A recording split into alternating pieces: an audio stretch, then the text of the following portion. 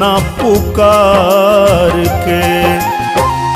हमारा दुलारुआ के हमारी उमरिया लग जाओ दीना बरदानवा और जी करिले माई पूजिले चरणवा जुग जुग जी